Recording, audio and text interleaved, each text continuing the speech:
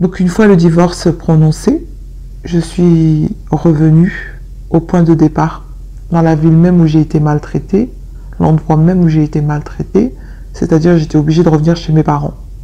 Je n'avais pas le choix en attendant de prendre un appartement. Et moi qui pensais que tout était derrière moi, ben finalement non. Parce que c'était encore pire. Bon, là, elle n'osait pas me frapper, parce que j'étais une adulte et une mère de famille, mais c'était beaucoup de mépris. Beaucoup de mépris, voilà.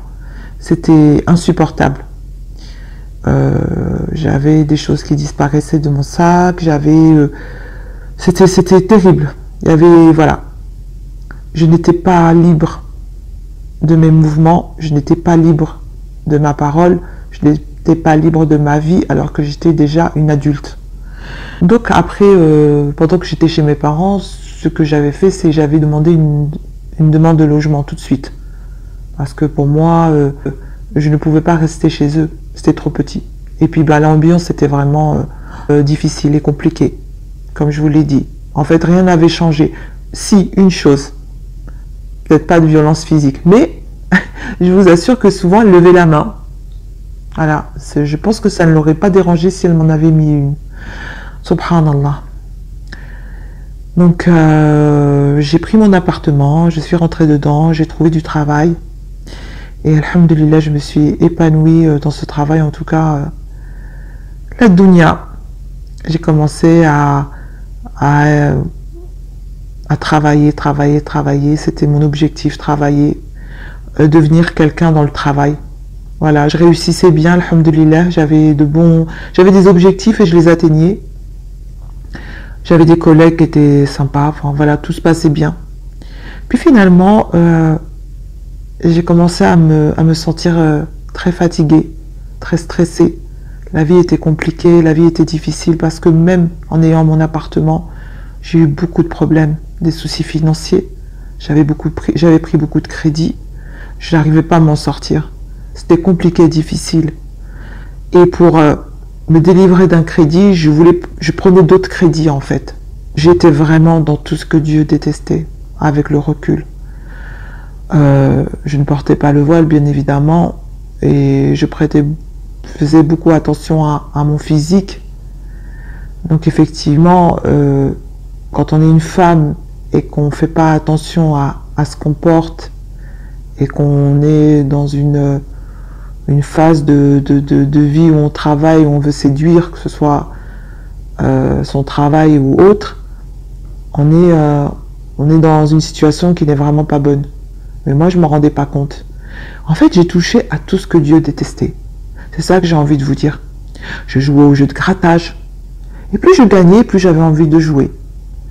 Je sortais, je faisais pas attention. Mais alhamdulillah, je suis contente quand même de dire que je n'ai pas touché ni l'alcool, ni la drogue, ni la cigarette.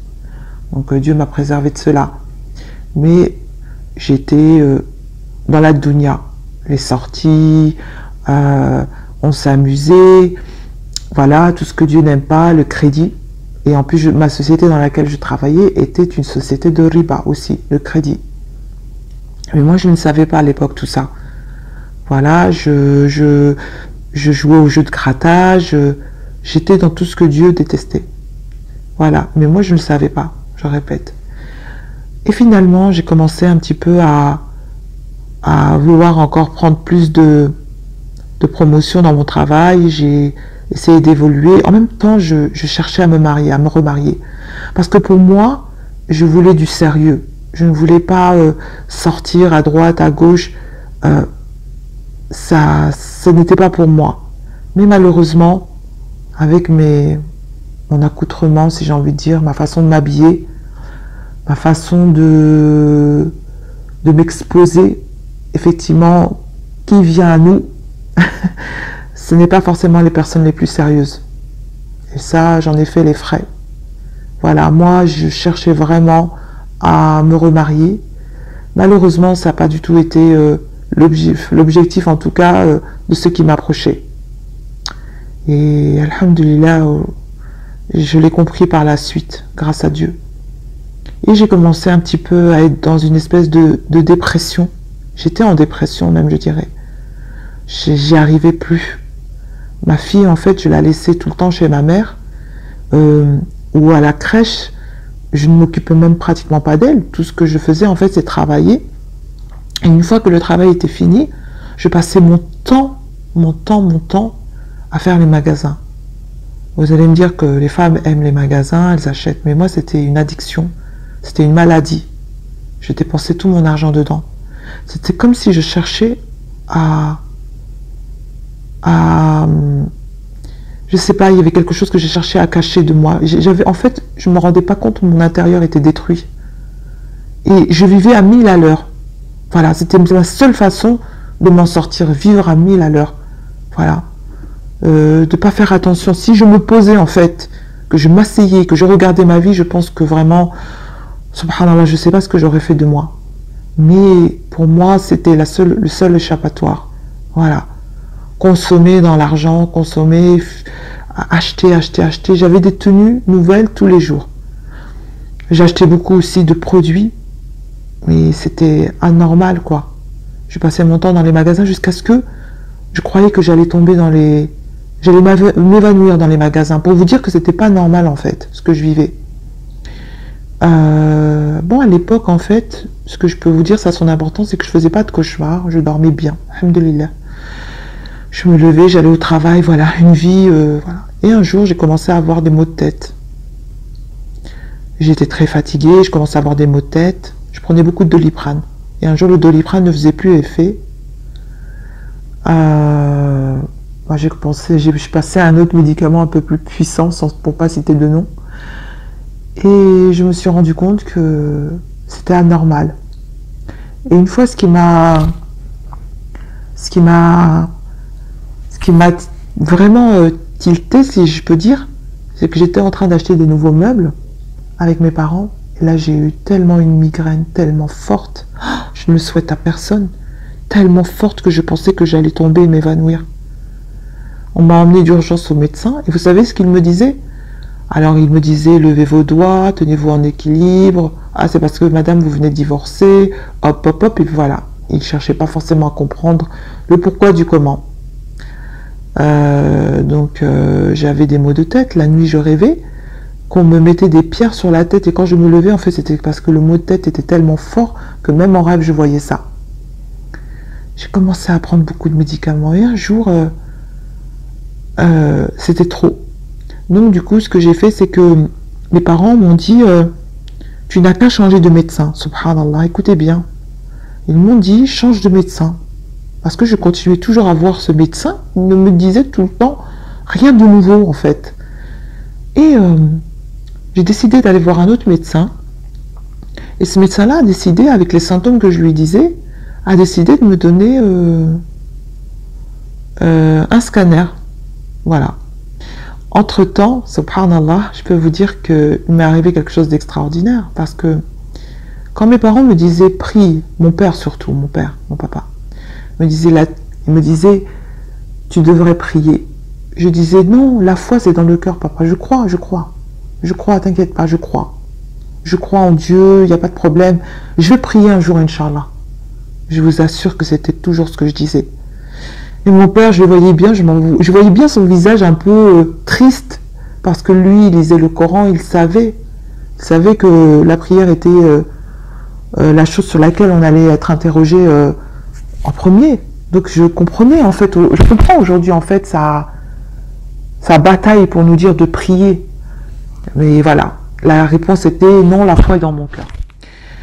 Mais il est arrivé une chose extraordinaire, c'est que j'ai commencé à manger halal, alors que dans ma cantine, dans même, voilà, je n'ai jamais eu connaissance de quelqu'un qui mangeait halal ou pas. Mais il y a une personne qui a été le sabab. Et en même temps, j'en profite, mes frères et sœurs, pour vous dire de ne jamais abandonner votre foi, ni vos prières, ni votre croyance.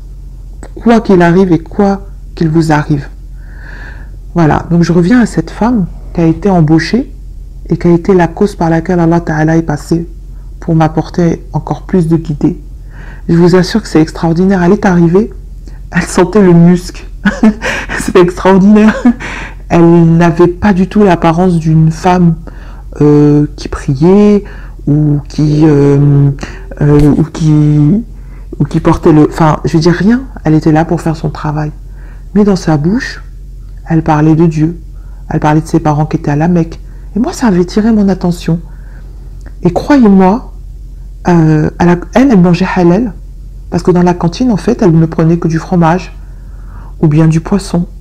Et je me suis dit, ça a été comme un peu un tremplin. Je me suis dit que moi aussi, j'avais envie de manger comme elle. En fait, personne ne me l'a dit. J'ai commencé à manger halal. À manger, à éviter les viandes, tout ça. Et cette femme m'a fait un cadeau. Et son cadeau, ça a été le petit livre où il y avait toutes les invocations. Je ne connaissais rien du tout. Et ça a été mon premier livre. Et je crois que jusqu'à aujourd'hui, je l'ai encore. Et je le garderai, Inch'Allah, toute ma vie. Parce que ça a été un des plus beaux cadeaux qu'on m'ait fait pour mon cheminement. Donc j'ai commencé à faire les prières. Alors croyez-moi, on ne commence pas par les faire bien comme il faut. Avec le travail, je les enchaînais le soir. Je sais même plus, je peux plus vous dire ce que je récitais dedans, mais je sais que je voulais les faire. Donc je les faisais. Je rentrais, je faisais mes prières. Et entre-temps, avant de commencer ces prières, j'étais dans le bus. Et tout de suite dans ma tête, il y a la sourate Qul Huwallah, al-Ikhlas, qui est apparue dans ma tête. Quand je vivais chez mes parents, je vous assure que j'ai appris ça quand j'étais petite. Je ne l'ai plus jamais recité après. Et elle m'est venue, elle m'a été inspirée et je l'ai récité dans ma tête. Qul huwallahu ahad, Allahu samad, tout le temps. Et voilà. Et après j'ai commencé à prier. Je ne dis pas que je l'ai fait bien, mais en tout cas j'ai commencé. Et là les mots-têtes se sont accentués, plus fort. Je suis même tombée presque évanouie une fois chez mes parents. Et j'avais un scanner que j'arrêtais pas de reporter, que j'avais déjà reporté une fois. La deuxième fois, j'y suis allée avec ma mère. Il y avait tellement de bouchons qu'on est arrivé, ils nous ont pas pris. Donc j'ai encore raté le scanner la deuxième fois. Et là, la dame nous donne un autre rendez-vous, mais elle nous dit c'est extrêmement loin. Enfin moi, en tout cas, je trouvais que c'était loin, et puis ma mère aussi, mais bon, on s'est pas alarmé parce que pour moi, il n'y avait rien.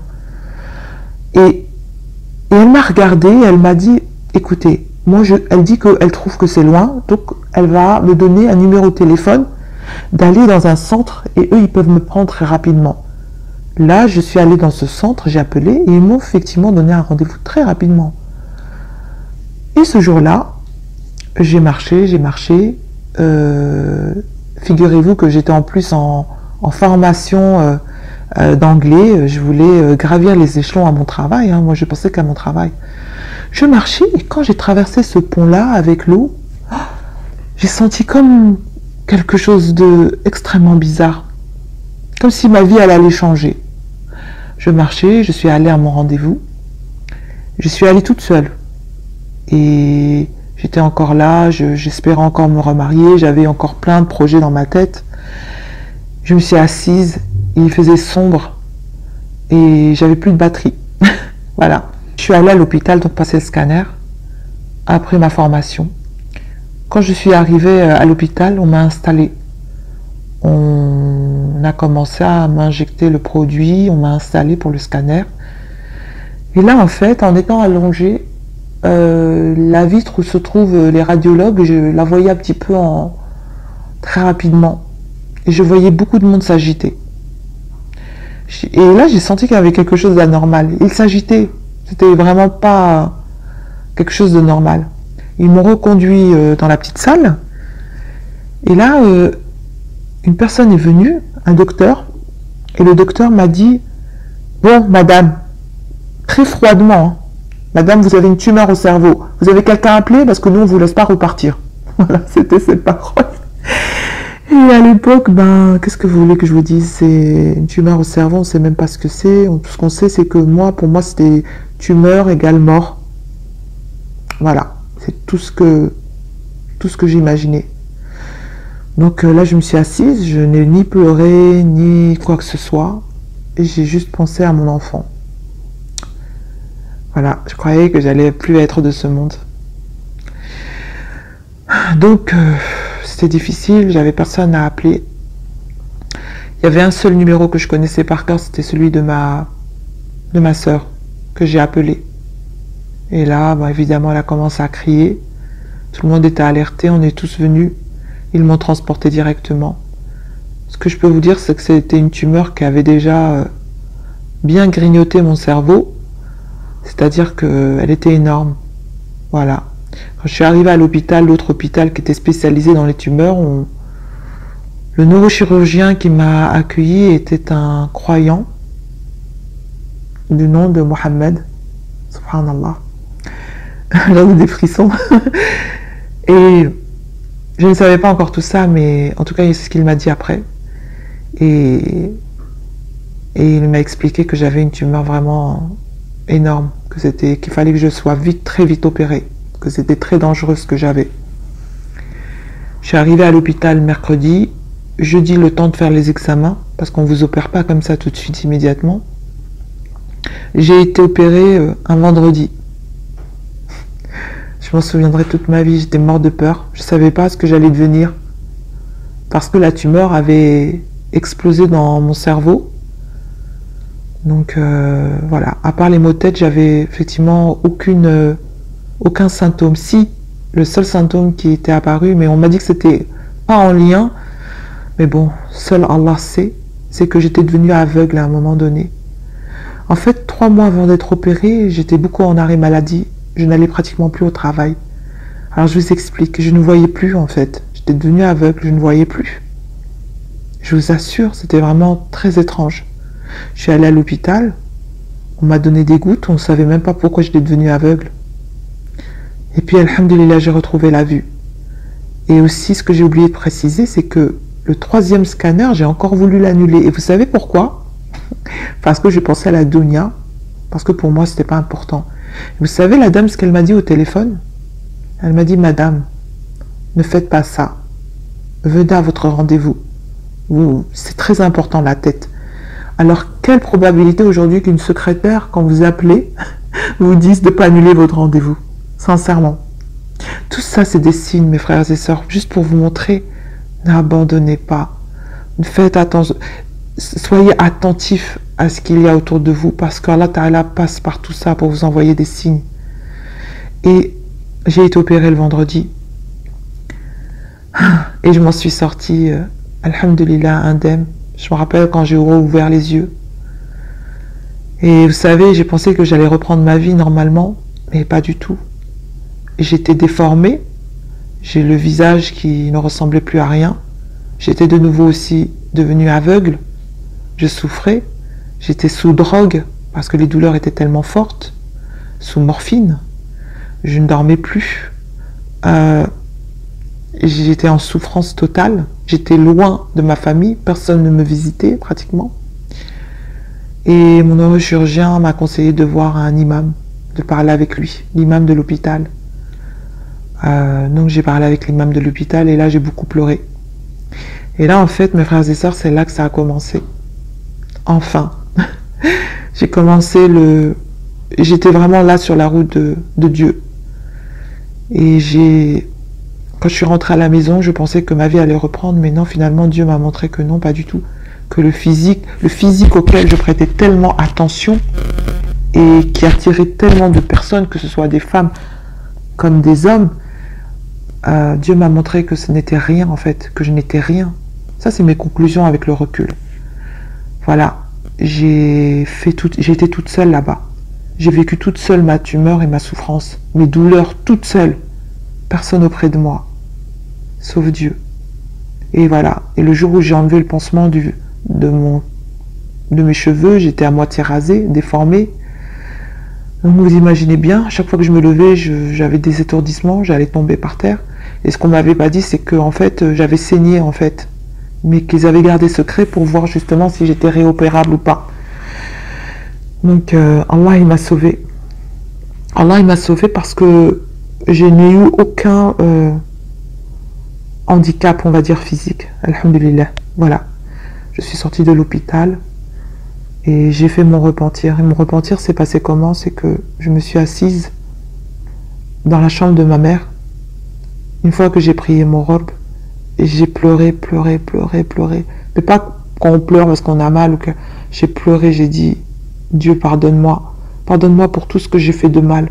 Pardonne-moi pour tout ce que j'ai dit de mal. Pardonne-moi parce que j'ai besoin de toi. Mais j'ai commencé à faire ce repentir qui a été celui dont je me souviens et qui m'a fait le plus de bien. J'ai beaucoup pleuré. Et ça a été très compliqué de m'en sortir. Insomnie, difficulté à manger, je n'arrivais pas à ouvrir ma bouche. Mon père me trouvait le matin, je pleurais toute seule parce que pour manger,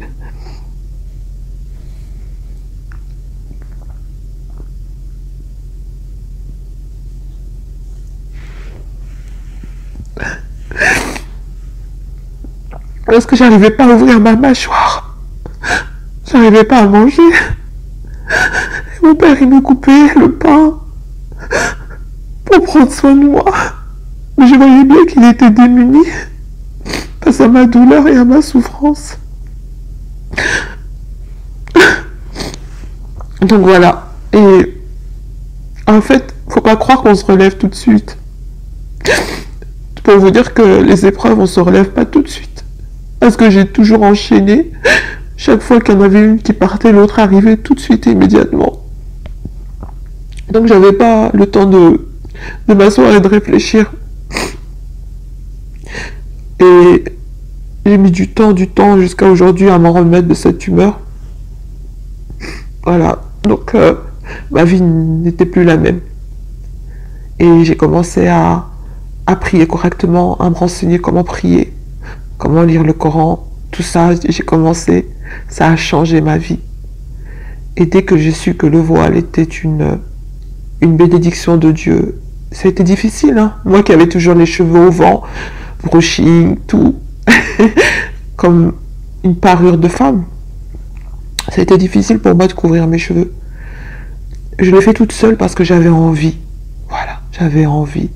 Ça me plaisait. Je sentais que c'était mis dans mon cœur, que c'était ça que j'avais envie de faire. C'était pas une obéissance malgré moi. Parce que quand on fait quelque chose pour Dieu alors qu'on n'a pas envie, j'ai envie de dire que c'est de l'hypocrisie. Moi, j'avais envie de porter ce voile. Alors, je ne l'ai pas porté tout de suite en couvrant complètement. J'ai commencé à le mettre, à le laisser un peu pendre. Ça a été doucement. Et puis un jour, je me suis acheté un bandeau et j'ai complètement couvert ma tête. Voilà. Et j'ai commencé à prier. Et l'autre épreuve, c'est là qu'elle arrive. Il y a eu l'épreuve, en fait, de l'insomnie. Je ne dormais pas. Le sommeil n'était pas là. Je ne faisais que des cauchemars. J'étais voir des centres de sommeil, rien à faire. On me disait que c'était normal, que il n'y avait rien. On a essayé de me donner des antidépresseurs, des médicaments en tout cas. Et Dieu merci, je n'ai jamais pris ça, mes frères et sœurs. Et un jour, j'ai beaucoup prié la nuit. Et j'ai demandé à Allah Ta'ala, mais qu'est-ce qu'il m'arrive? Qu'est-ce que j'ai? Pourquoi est-ce que je ne dors pas? Pourquoi est-ce que je fais tout le temps des cauchemars? Et là, peut-être que ça sera un second témoignage, mais Dieu a répondu à mes prières. Croyez-moi, croyez-moi, croyez-moi. De là où je suis, n'abandonnez jamais. Chaque fois que j'ai demandé à Dieu, chaque fois il m'a répondu. Qui je suis moi par rapport à vous? Pour vous dire que moi, oui, il me répond, vous non. Non, justement, vous aussi, il va vous répondre. C'est pour ça que je vous le dis. Oui, j'ai demandé une fois, deux fois, trois fois, mais souvent, des fois, Allah Ta'ala vous répond tout de suite. Souvent, il faut être patient et pas se décourager. C'est pour ça que j'ai toujours tenu toute seule. Quand je faisais mes thérapies, on me disait que j'étais résiliente. J'ai jamais su ce que c'était ce mot-là, mais quand j'ai vu, je disais que c'était moi. C'est-à-dire que j'ai jamais abandonné, jamais, jamais, jamais. Chaque fois que je me prenais une gifle, je me relevais. Chaque fois, chaque fois, chaque fois. Toutes ces souffrances que j'ai vécues, je dis pas qu'elles sont plus dures que les vôtres, non. Mais ça a été horrible, très horrible. Donc finalement, je faisais des cauchemars et j'ai demandé à Dieu qu'est-ce qui se passait. Et Dieu m'a répondu. Un jour, j'étais là à feuilleter un prospectus et j'ai vu Ruqya. Et quand j'ai vu Ruqya, j'étais dans la foi, j'aime Dieu, j'aime son messager, je croyais en tout cela fermement, avec certitude. J'ai décidé, c'était très bien expliqué, je me rappelle, comme quoi c'était pour apaiser l'âme, que ça faisait que du bien, puisque c'était la lecture du Coran. Donc je recherchais l'apaisement du cœur, et dans cet apaisement du cœur que je recherchais, il m'a été détecté que je souffrais de possession, de djinn et de sorcellerie. Subhanallah. Mais ça sera un autre témoignage, où je vous expliquerai un petit peu le cheminement, Inch'Allah, avec tout ce que j'ai vécu justement, et j'espère Inch'Allah que ça va aider mes frères et sœurs. Et donc voilà. Et aujourd'hui, alhamdulillah, malgré tout ce que j'ai traversé, tout ce que j'ai vécu, j'ai demandé à Dieu de m'accorder un mari, il m'a accordé un mari. Et aujourd'hui, je suis heureuse, j'ai mon mari, j'ai ma fille. Et il y a aussi un rêve dont je voulais vous parler. Après ma maladie, j'ai commencé à jeûner, à prier, à pratiquer ma religion. Et je me suis beaucoup documentée. Et là, j'ai fait un rêve. J'ai fermé les yeux et une voix m'a dit « Veux-tu voir le prophète Mohammed sallallahu alayhi wa sallam ?» Et moi, bien évidemment, j'ai dit oui. Et j'étais comme dans une chambre, mais toute blanche, immaculée de blanc. Et là, cette voix me dit « Mets ta main droite sur ce mur-là et tu le verras. » Quand j'ai mis ma main droite sur le mur, parce que bien évidemment que je voulais le voir, le prophète sallallahu alayhi wa sallam, je l'ai vu se tenant devant moi. Tout ce que je peux vous dire, mes frères et sœurs, c'est qu'il était vêtu et je l'ai bien regardé, je l'ai bien vu et je ne l'oublierai jamais, jamais, jamais. Et il avait un visage apaisé, un magnifique visage, sallallahu alayhi wa sallam. Et donc sa description, je la garde pour moi, mais tout ce que je peux vous dire, c'est que le prophète sallallahu alayhi wa sallam a dit, et je l'ai appris après, dans un hadith authentique, que celui qui m'a vu en rêve m'a vraiment vu. Alors pour moi, je n'ai aucun doute. Il était devant moi, le prophète sallallahu alayhi wa sallam. J'en ai des frissons et je remercie infiniment Dieu de me l'avoir fait voir. Donc pour conclure cette première partie, puisqu'il y aura une deuxième partie justement pour tout ce qui est la sorcellerie, le pendant mystique, ce que j'ai vécu, parce que vraiment il faut que je vous raconte sincèrement. Sincèrement, c'est beaucoup de choses, beaucoup de choses. Je vais conclure par le fait que aujourd'hui, alhamdulillah, je suis heureuse. J'ai encore beaucoup d'épreuves. Hein. Je ne dis pas que je n'ai pas d'épreuves, j'ai beaucoup d'épreuves.